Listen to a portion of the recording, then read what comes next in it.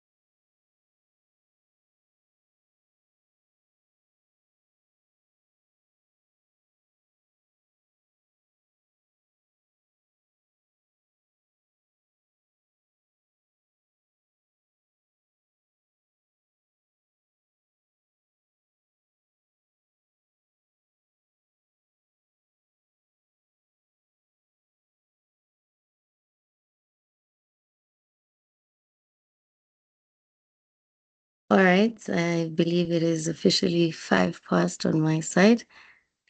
So we're good to start. So welcome everyone. Thank you so much for joining us today on our October webinar. So we will be looking at how you can make AI work and specifically practical business value from generative AI today. My name is Mihlali Nguta, and I'll be the host for today's session. All right, but as a starting point, we would just like to get a sense of, where you are in your AI journey, and therefore we will pop a poll. Sorry, we'll pop a poll up on your screen shortly. So please just take a moment to just answer that poll question. If you are on your mobile, it may not pop up on your screen. So please just have a look at the chat, and you'll see the question there.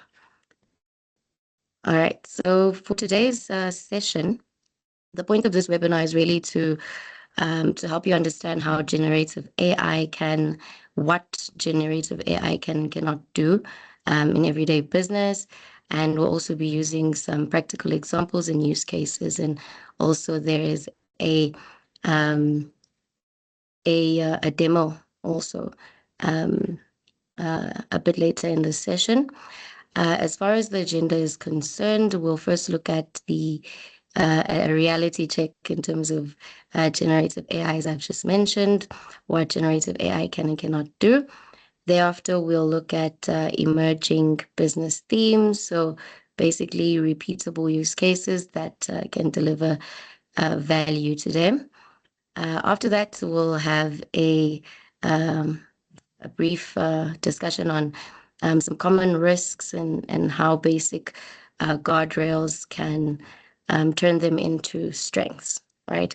And then our next speaker will look at how Microsoft Copilot and Azure Foundry can help you take AI to your or tailor AI to your organization. And thereafter, we'll go to the practical element, which is the live demo, where we'll look at how you can build a business ready assistant using Copilot and Azure Foundry. All right. And then we'll end off the session with just a brief Q&A. So if you do have any questions, please feel free to just pop them in the chat, even during the session itself, and then we'll be sure to answer those questions. And then we will also have a Q&A at the end if there's enough time and we can answer those questions and have a short discussion as well. All right. So in terms of our speakers for today, we have two speakers. We've got Mr. Chris Mapele, who is the founder and CEO of Akili IT Services. He's also a Microsoft certified expert with experience in enterprise content and collaboration solutions, right? Joining him as well is Mr. Sponelo Malakia. He is the COO at Akili. He's also a Microsoft certified expert, and he specifically oversees project and service delivery at Akili. All right. So with that said, let's kick off this session. I will now hand over to our first speaker, Mr. Chris Mapele. Thank you. Okay, thank you so much, Mihlali, and welcome to everyone. It's always lovely for me to catch up on these monthly webinars just to share some ideas, both from a business perspective and also what's happening in the market. So I thought, let me just open up my conversation with some of these headlines that you see in front of you, just to illustrate that AI pretty much is part of us now. So it's no longer something we see as a technology that's out there, that's removed from day-to-day life. It is starting to get embedded in different spheres, be it the education, be it the health system, be it retail. So it's quite a topical issue. And I think as a business, it's relevant for us and people who operate in that space to share some ideas and also suggest what the next steps in terms of implementation can be. So in terms of a reality check, I thought of two things that in as far as things are concerned now, where do we see AI, especially generative AI, doing well and helping, and where it's still battling. And when one looks at where it's doing well, I flagged out these 4 points that in terms of summarizing, drafting ideas, and putting together new documentation or explanations there too, it tends to be doing well, especially when you prompted it properly. So in terms of also generating different options, usually you tend to have a single focused idea as a person, and you have these blind spots that you would have. So I find it useful in terms of just churning out more ideas, different options to look at, and different formats of putting things that ordinarily you would do in a single focused way. And in terms of communication, in terms of automating routine comms like on emails, and now more and more on voice calls and video-based calls, it's doing well there.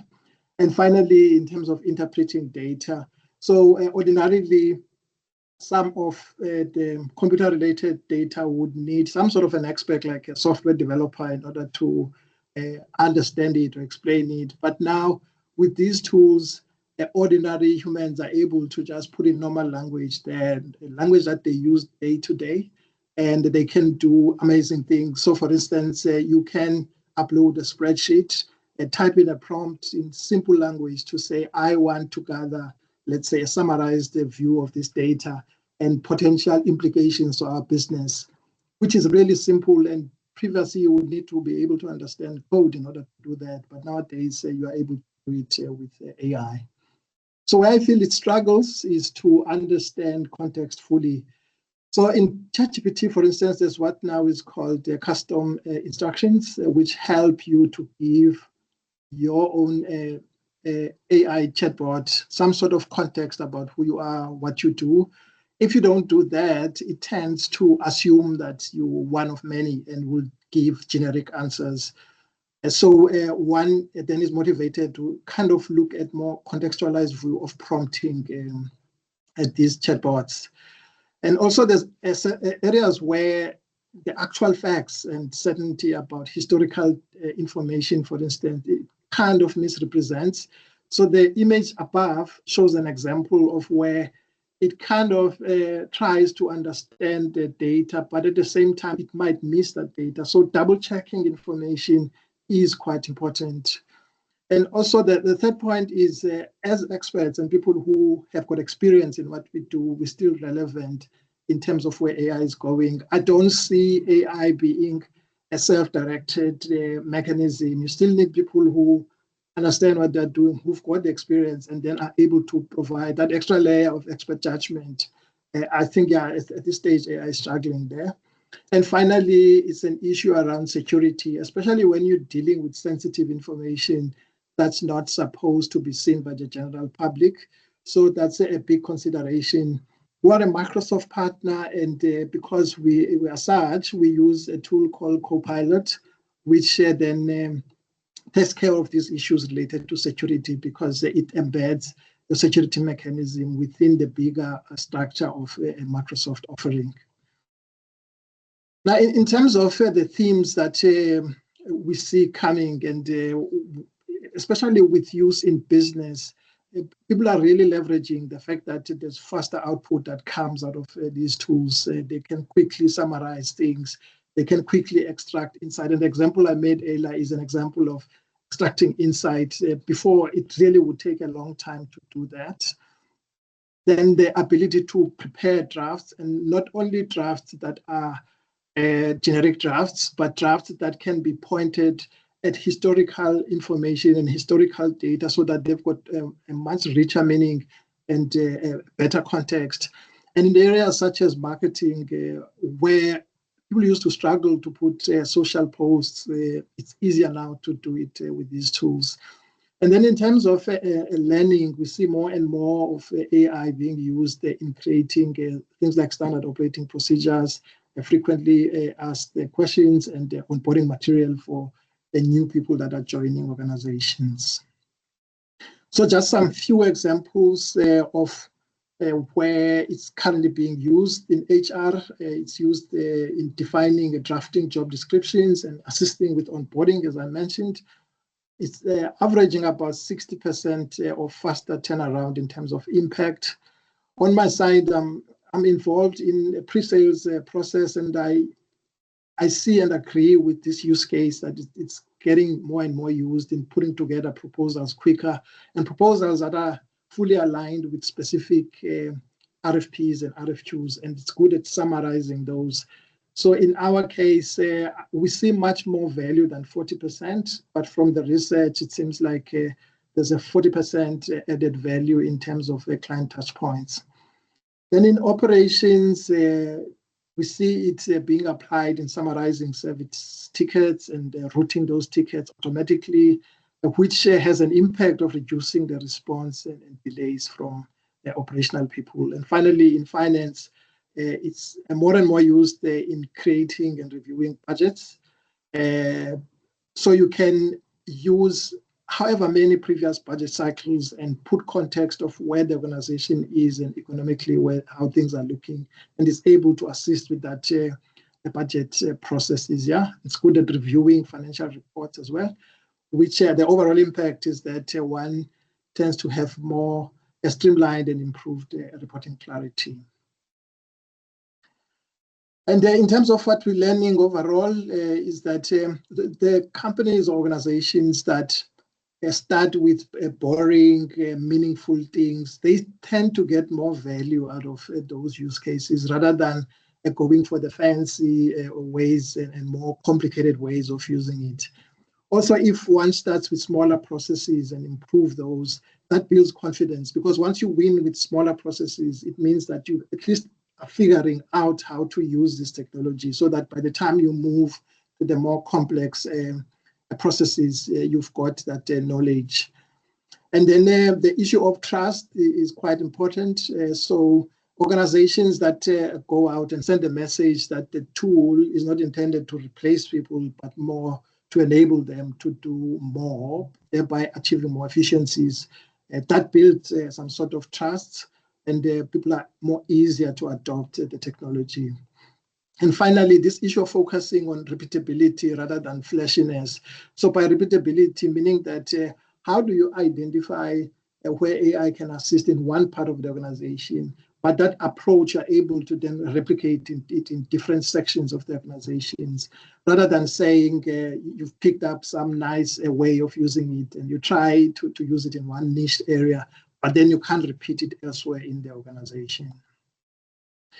So in terms of challenges and opportunities, because it was exciting, for instance, to see these tools and doing wonderful things, we see sometimes that there's just a messy deployment of it. There's all sorts of people in the organization trying to do this thing. There's no focused and a governed way of approaching it.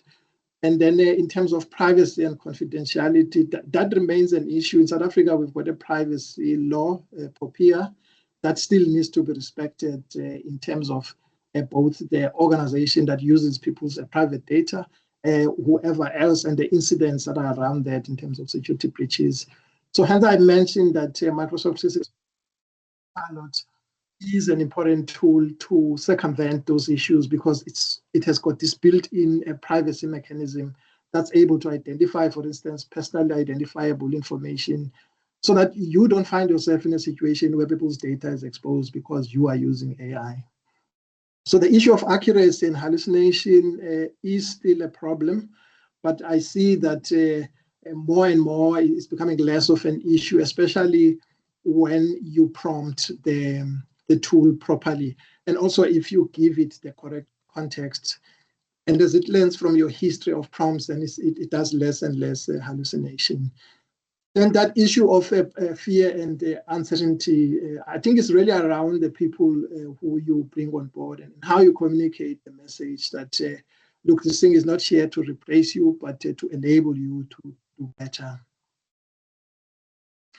So key takeaways for me is that it's better to start with that clear intent. As I said, the people who are winning here are people who start small with the boring things. So it's better to start with that clear intent that, okay, this is what we want to achieve as an organization. These are the different touch points that we'll start with. And these are what we hope to achieve out of this tool.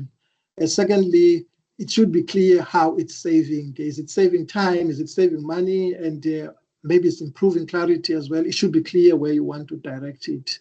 And thirdly, the issue of managing the risks, because the risks are always going to be there. But then how does one manage those risks? And for me, this issue of using a tool from a company that's been relied upon over many years, it kind of helps to mitigate some of these risks, because they've got their skin in the game, and some of the risk would actually pass on them if they do products that do not look at the bigger risk horizon. And then finally, just to look at AI as an assistant is more helpful than to look at it as something that's going to completely replace. So with it being a junior assistant, you still have that responsibility as a user to guide it properly, such that the output is meaningful and it's aligned with what one wants to do. So thank you, Michelle. I'll hand back over to you. Those were just the short comments on my side. Appreciate it. All right, thank you so much, Mr. Mapele. I think that was quite interesting. I feel like we all know, there are definitely some uncertainties and some challenges, as mentioned already, right? That's around AI, and the purpose of this discussion really, or this webinar, is just to open up that conversation. So if you do have questions about what's been spoken about thus far, please just pop them in the chat as well. We do have a poll that we want to pop up right now on your screen, just to further just understand what your organization's biggest barrier is currently when adopting generative AI. So please just have a look at the chat.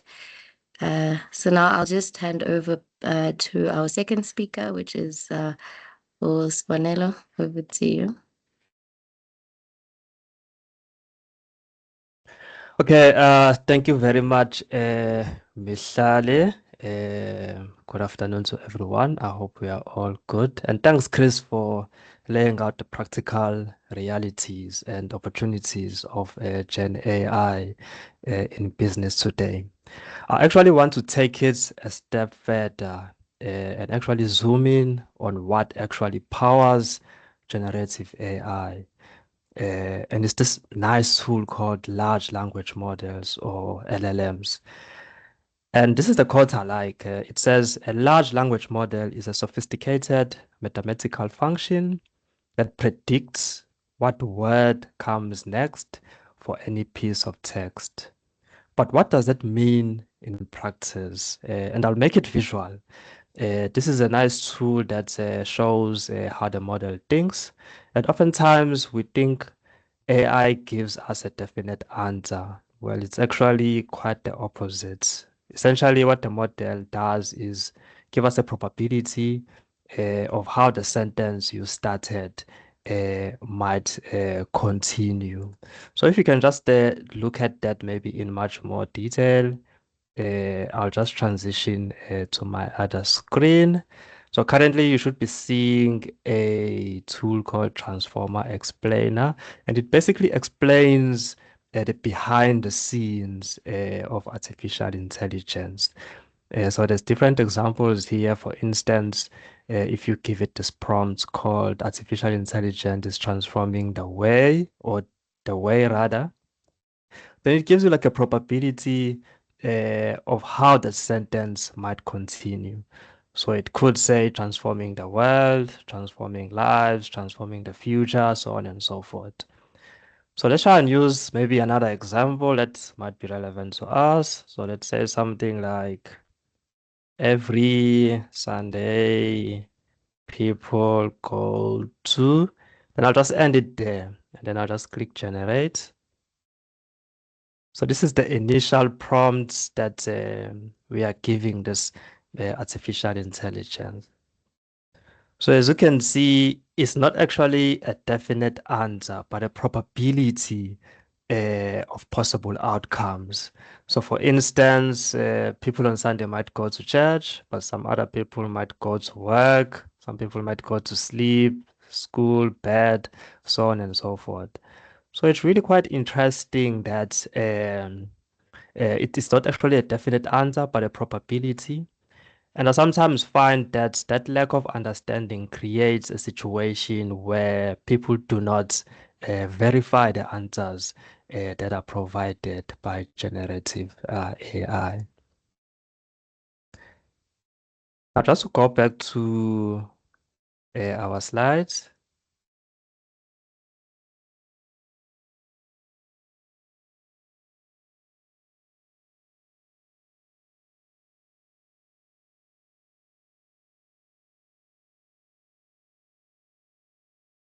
Now, how do we make these models truly useful for your business?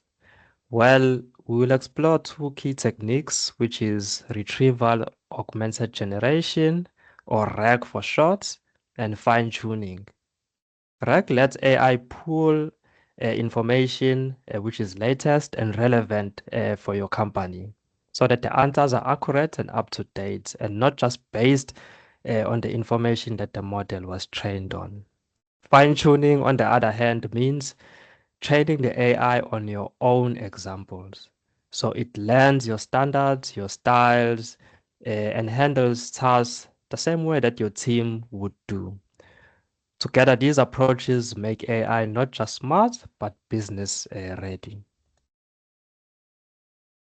Now let's explore RAG, or the RAG use case with Copilot. And you might be asking yourself, there's many tools out there. Why Copilot specifically? This is because Copilots protect your data with enterprise data protection. These other tools like ChatGPT have admitted to training their models with your data. Now imagine you have attached your company's secrets to this tool, and then a few months later, everyone has access to that info. It is not really an ideal situation. So imagine you're a sales rep for a fictional company. We'll call it Lumina Solutions, and you need to create a sales proposal for cloud migration services, for instance. First, we'll use Copilot with the basic prompts, but without any company context attached. So this is the instance where we are using the Copilot agent without RAG. Then secondly, we're going to run the same prompts, but this time Copilot has access to the Lumina company profile. This is the instance which we'll call with RAG.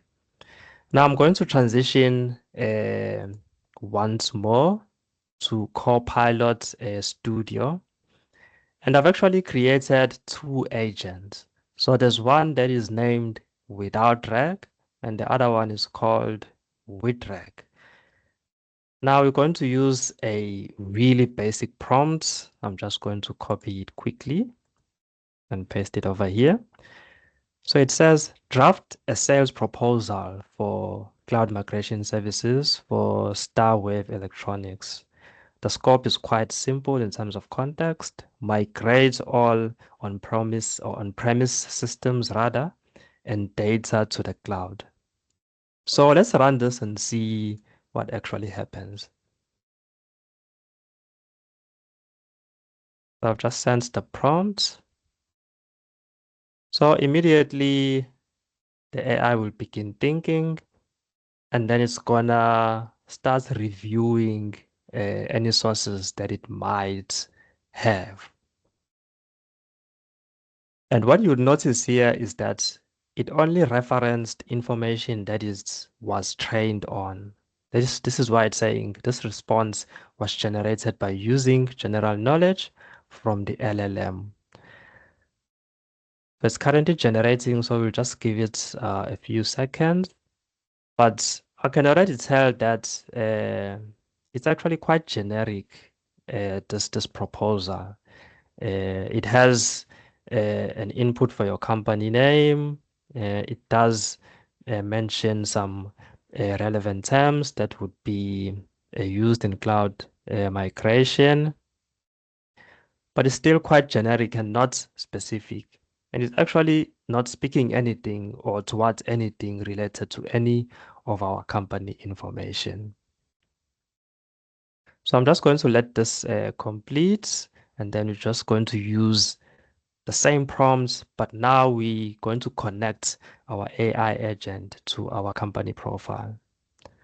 So it's almost done. It's actually taking a bit of time, but let's just give it a few seconds.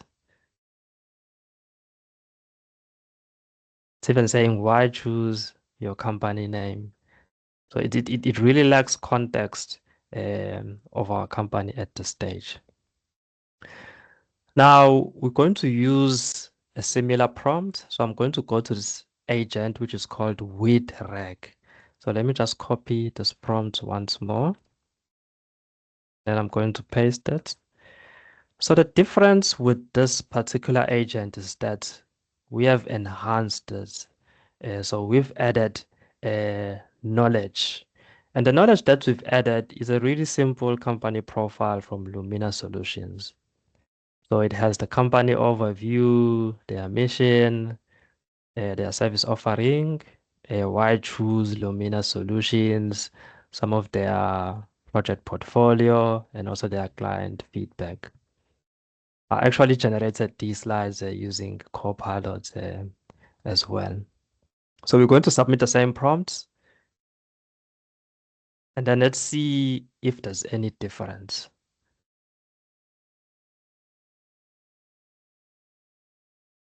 So immediately, it's reviewing the source that we've provided. It's the Lumina Solutions Cloud Migration Deck.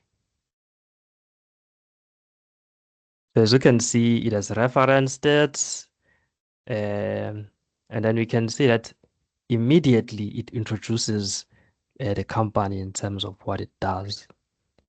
It goes ahead and says, okay, why would you choose Lumina Solutions? So essentially, it's actually referencing the company profile before it actually creates the proposal for the cloud migration services. So this is really like a simple example, but just by adding a company profile, we can see a huge difference between using an AI assistant without RAG and also using it with RAG. So it's taking a bit of time. I'm going to end it here and go back to our slides once more.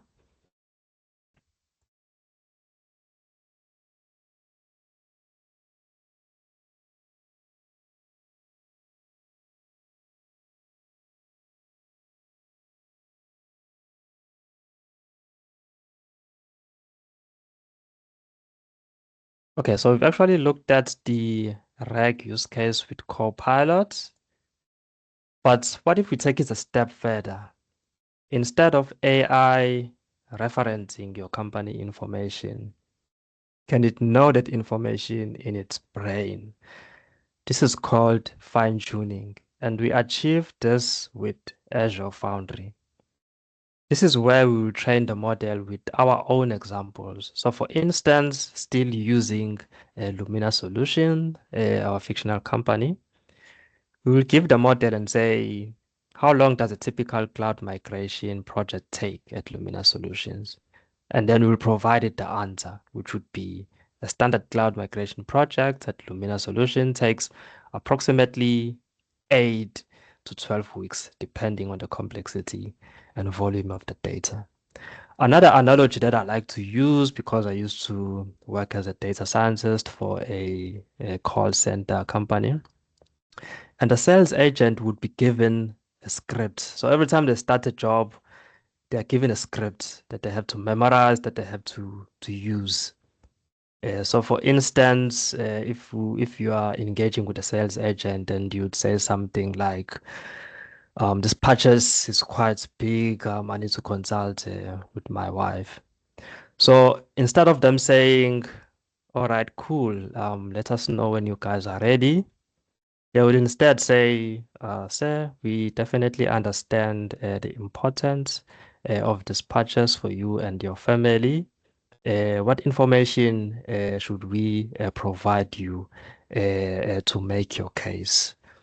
So we're actually doing something similar now, but instead of training a human being, we actually training a specific agent or AI. Now let's actually see this in practice. So we have this nice tool that Microsoft has introduced, which is Azure AI Foundry. And in order for us to fine tune a model, it's quite simple. We go to fine tuning, then we click to fine tune model. And then you will be presented with a variety of different models that you can be able to fine tune. So for instance, all the models with O, it's called the O series, are really good at reasoning. You have models that are optimizing cost and latency. And then you have your typical GPT 4.0, which is general purpose. But one thing that I want to put to your attention is the chat completion. So remember the first codes, that's what is a large language model. It's actually completing a text. So we are actually fine tuning this model, its brain, on how to actually complete a text, how we actually want it to. So the training process is quite long. So we're not going to do it in the session. So we already have this model that we trained on the 21st of October. I'm just going to open it up and I'm going to share the training data that we used, right? So this is how it looks like. It's in JSON, but what is important is what we are actually doing. We are providing it with a question and we are providing it with an answer, right? So for instance, we would say, what industries does Lumina serve? And then we actually provide it with an answer. And then we do that multiple times, and it's called providing your model with training data. And we only use that 10 examples. So what I'm going to do now is actually ask this exact question and say, how long does a typical cloud migration project take at Lumina Solutions? So this is information that's really like the AI would not know unless you actually train it. And it actually gives us the exact answer that we've trained it on. Maybe let's try another example. Maybe let's use this one. Let's just paste it. It gives us the exact answer. So this model is not just trained on random information from the internet. We've actually fine-tuned it with our relevant examples, and then it's gonna behave the way that we want it to.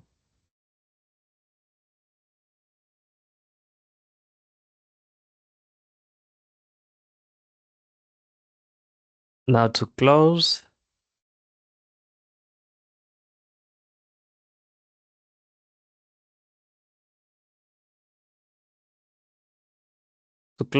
here's a code that captures both the promise and mystery of large language models. And it says, although researchers design the framework to train the models, the specific behavior itself is an emergent phenomenon. And this makes it incredibly challenging to determine why the model makes the exact prediction that it does. What you can see is that when you use a large language model to make prediction, to autocomplete a prompt, the words that it generates are uncannily fluent, fascinating, and even useful. I'm gonna end it there, colleagues. Over to you, Mihlali. All right. Okay. Thanks, Sponello, for that insightful demonstration. It really took things from, the business perspective to a more practical, and we see how, AI actually works and how everything is configured. I myself found that really, really interesting. And I hope everyone who's also here as well and listening also found it helpful and intriguing. All right. So just as a final a way to just end the session is just to find out, with a quick poll, whether you would be interested as well to, engage further. We are definitely open to answering any more questions. If you do want to pop us an email, please feel free to do so. We are definitely open and happy to continue the conversation from here. So the poll is also there on your screen. All right. So I do want to end it there and just open up for Q&A if anyone has any questions. We are just opening up the floor to that now. So you can just either raise your hand or just unmute yourself, and we're happy to answer.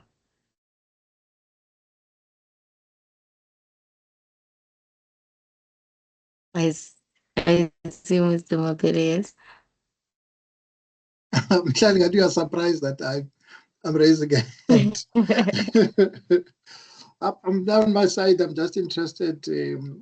I see familiar faces in our attendees just to get an idea of where they are on their AI journey. It's like, what are the things that they are doing, if any, even if it's at a private capacity?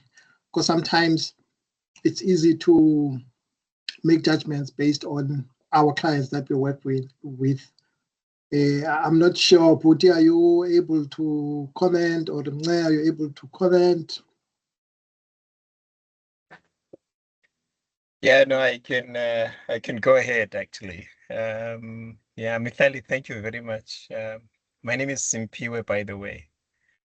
I am the other Mabele.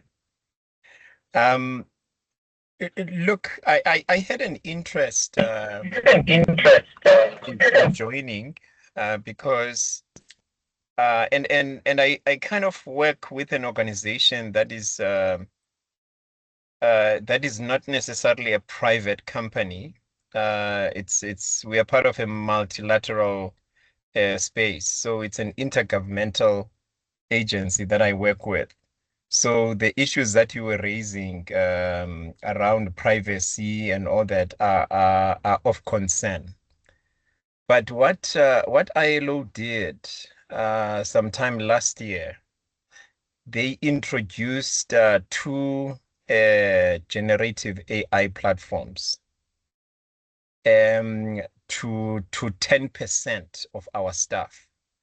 Globally, we have about just a little more than 4,000.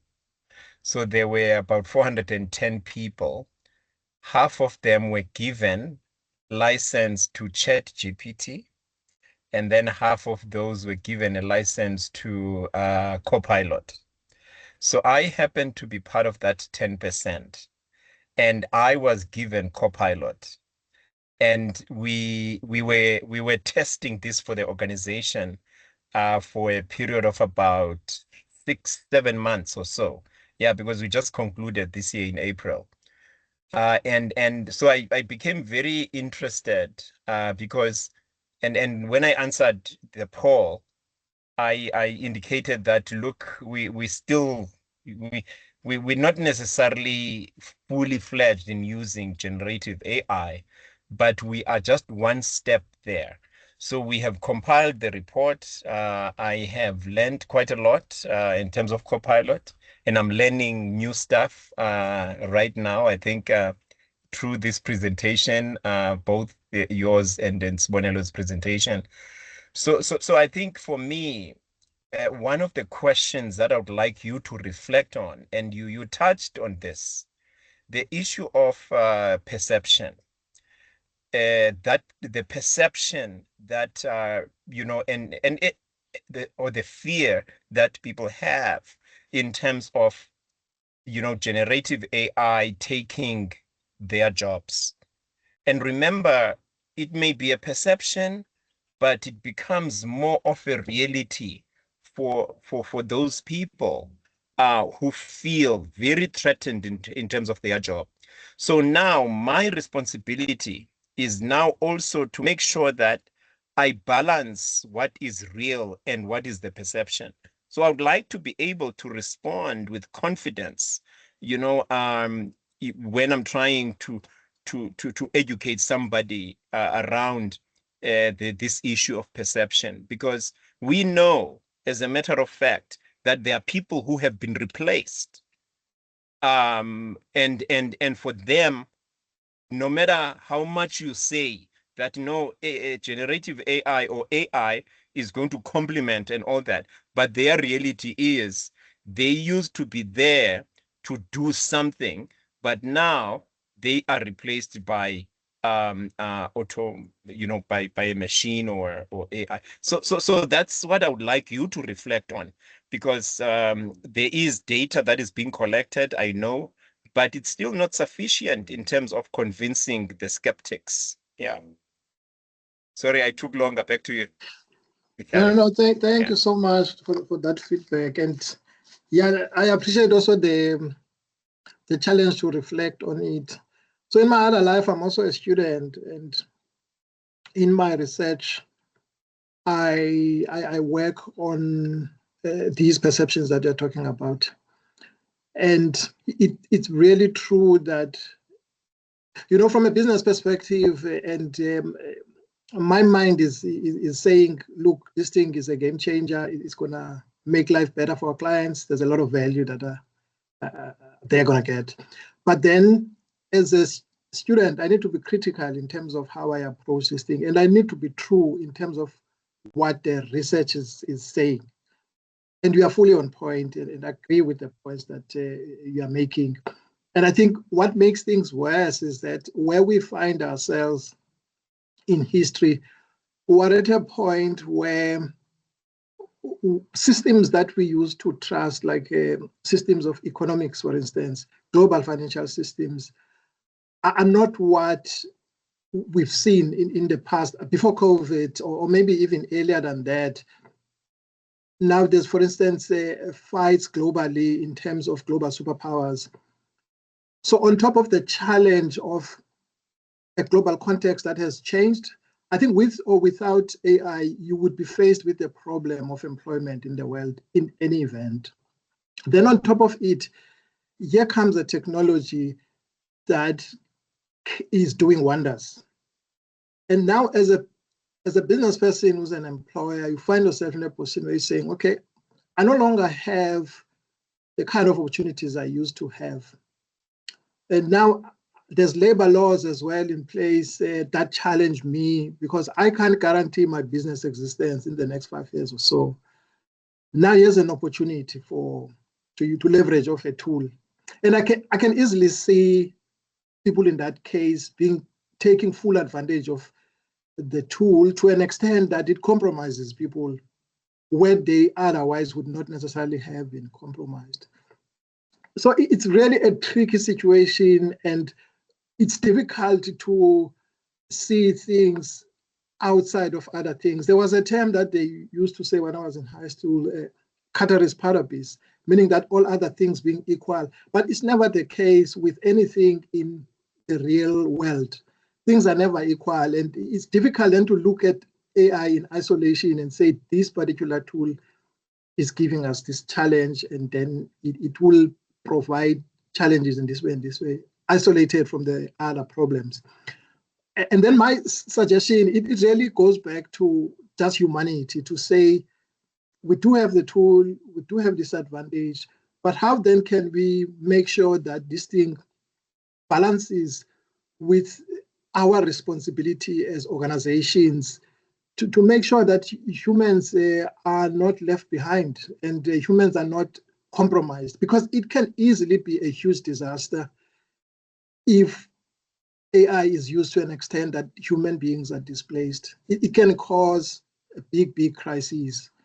So I think it's a call as well to both business leaders and political leaders to say, let's bring our heads together. Let's see where we can use this thing to an advantage, but let's also bring people on board. Let's not leave people behind. And where there's a chance that it displaces people, how then do we rebalance such that it doesn't get to that stage? Because it really can get very ugly. I'm not sure if that attempts at least, but reflection, definitely, I will do some more reflection on this. But I'm not sure on your side if you've got any context. Yeah, like, please come in. Yes, good afternoon, everybody. Can you hear me? Yes, we can hear Yes, you. you can. Great. Thank you so much, guys, for organizing this session. I was very excited when I saw it on LinkedIn, Chris, because I use generative AI quite a lot. I use ChatGPT. Before ChatGPT, I used to use another tool, just forgetting its name now. Then I moved to ChatGPT because I found that it was more accurate and the interaction and the platform was more user-friendly for me than all the other tools. But as a Microsoft solution-based organization, we are on 365. I've been prompted a number of times by Microsoft to try and onboard Copilot, and I've not done that. Mainly, the biggest stumbling block for me is, number one, I have to invest time in learning how Copilot actually functions and what is it that it's able to do for me in the small business that I run, probably that I'm not able to get through ChatGPT at this stage. So when I saw this session, I was quite excited. I'm hoping that you guys can provide, maybe even outside of this meeting, additional information or even support. And let's see if this is something that's really worth getting into. For me, the basis will all be, if I have to give up ChatGPT at this stage and move to Copilot, what is it that I stand to gain immensely that I can't get it through ChatGPT at this stage? However, my experience is that this is a very powerful tool, especially for small businesses. This generative AI can become anything that you need it to be for you. It can be your small business advisor. As a small business owner, as a professional, it can tell you, you can basically log in and just say, I have a mind block, help out. And it's going to ask you a few prompts, and before you know it, it's going to give you actionable steps to follow, and almost solve your problem for you. It's going to help you to generate very, very articulate documentation, proposals, like you've said, Chris. You feed it with the right information, with the right input information, and it's going to help you to craft a very well-written proposal. You still have to proofread it and edit it and make it applicable exactly like how you said it. But I'm finding that it's adding a lot of value in my space. Work that would generally take me hours, I'm able to do in minutes. Yeah. So it's quite interesting. I don't want to get into the broader scope of AI, as you guys have slightly shifted, because I'm not in that space. I just wanted to find out, how best can I maximize this in the small business environment that we're running. And from a skills need perspective, this is going to become the new computer literacy for me. Anyone who is not conversant in generative AI will become disadvantaged, because this is the new computer literacy for me. Just like data analysis as well. You know, pe people will have to take advantage of the tools. It's called being resourceful. People will have to take advantage of the available tools so that they're able to work smarter, easier, and faster. We're not looking for hard work, we're looking for results. If you can get better results in half the time, half the cost, um, so be it. Yeah. And in terms of the jobs demand that you guys have touched on, um, I'm not sure. Really, I'm a firm believer that there's a give and take in everything. When I used to teach IT, and back in the day, we used to say a lot of jobs are at risks. Are at risk when 4IR comes in full swing. But people that will be safe are people that will be in the creative industry. Okay, I'm getting a notification that our time is up. But strange enough, I'm seeing the creative industry jobs being the ones that are being affected first. Graphic designers, you can tell ChatGPT to design a slide for you. It's going to give it to you. To write a business proposal, that's creative. Recently, I'm told it's creating music. So I'm wondering whether our projections were correct, Yeah. So yeah, guys, without really wasting a lot of your time, let me just end by saying thank you so much for the session. I'm looking for more in the future. I'm gonna follow your page, so that I don't miss other similar sessions, and I'll be sure to get my team to join in future as well, because learning is growth, and I think this is very informative. Thank you so much. Wow, thank you so much. And I really appreciate, man, those comments. Before I hand over to Umihlali, just something out of interest in terms of running your own business. There's an idea I was thinking about to say, okay, ChatGPT can come, or any AI, generative AI, can assume certain roles. So for instance, you can tell this thing, okay, now you are this role, now you are a CA, you've got 10 years experience, crunch these numbers, type thing, and then it will do it. Now, I thought, okay, as a small business, we tend not to have the resources to have our own board of directors. And I said, okay, what if you can create agents that assume roles in your board, your virtual board, and you put in 3 or 4 of those roles, and each of those roles you give some sort of a context to say, okay, you've got an experience in this field and you've got an experience in that. And let's share some ideas. Let's bounce off ideas. This is what Akil, for instance, has done for this month. Where do you think we can improve, or how can we sharpen these things? And I feel that some of the value that you can get out of these tools, and what Copilot gives you is that because you've got that security, you're not worried that, okay, if I share really sensitive information, it might leak out in some other prompt somewhere else. I think it does give you that cover. But now my team will follow up with you, and definitely I think it would be lovely if you connect and see where you can gather better value out of Microsoft Copilot. And thanks a lot, guys, for attending. Back to you, Mihlali. Okay. All right. Thank you, everyone. Yeah, I truly appreciate the feedback, because, even coming up with the topic and the discussion points, for these sessions, I think a key part of it should be, what are the actual concerns and what, people actually want to know about. So hearing everyone's inputs and insights, or some of the things that they're concerned about, is quite insightful, and it's also got us thinking as well, for future sessions. So we truly appreciate that.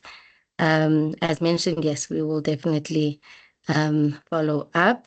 I do want to also mention that Agili is also, I guess, in the business of Copilot enablement. So just to increase that, because we do find as well that there may be resistance also because people don't know how to, leverage Copilot, or they don't know how to, actually use it, or maximize it in their own individual organization. So we do also assist with that. So just as a final point, please just, if you do have questions, if you do want to continue the conversation, if you need assistance, you can also just send us an email. Otherwise, I do thank everyone for joining this session. We have come to the end. So we wish you a great Friday and a blessed weekend as well. Thank you so much. Thank you. Thank you, guys. Thank you. Thank you, everyone. Thank you all. Have a Bye. great day.